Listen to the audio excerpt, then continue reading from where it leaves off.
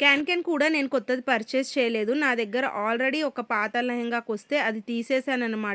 So, దాన్ని ఎలా reuse చేయాలి అనేసి అనుకోని ఈ లెహెంగా అయితే ట్రై చేశాను. ఆల్రెడీ యూజ్ చేసిన శారీ పెట్టికోట్ అయితే తీసుకోండి. తీసుకున్న తర్వాత మీరు క్యాన్ కొత్తది తీసుకుంటే దాని పొడవు ఎంత ఉంది చెక్ చేసుకొని, దానికన్నా 1 ఇంచ్ ఎక్స్‌ట్రా వరకైతే మార్క్ చేసేసుకోండి. 2 వైపులా మార్క్ చేసేసుకోవాలి. మార్క్ చేసుకున్న తర్వాత ఇప్పుడు మనం క్యాన్ పట్టీ మీద కూడా ఒక ఫ్యాబ్రిక్ అనేది వెయ్యాలి.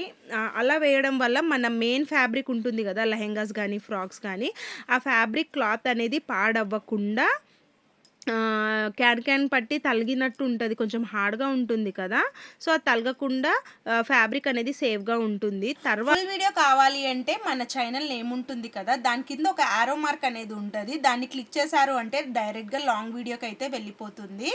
అండ్ వీడియో ఎలా అనిపించింది అనేది ఒక చిన్న కామెంట్ చేసి, లైక్ చేసి, సబ్స్క్రైబ్ చేసి వెళ్ళండి. అలాగే ఇన్‌స్టాగ్రామ్‌లో చూస్తున్నట్లయితే ఫాలో అవ్వడం అస్సలు మర్చిపోవద్దు. వీడియో చూసి సపోర్ట్ చేస్తున్న వాళ్ళందరికీ పేరు పేరున thank you so much. Next వీడియోలో కలుద్దాం. బాయ్.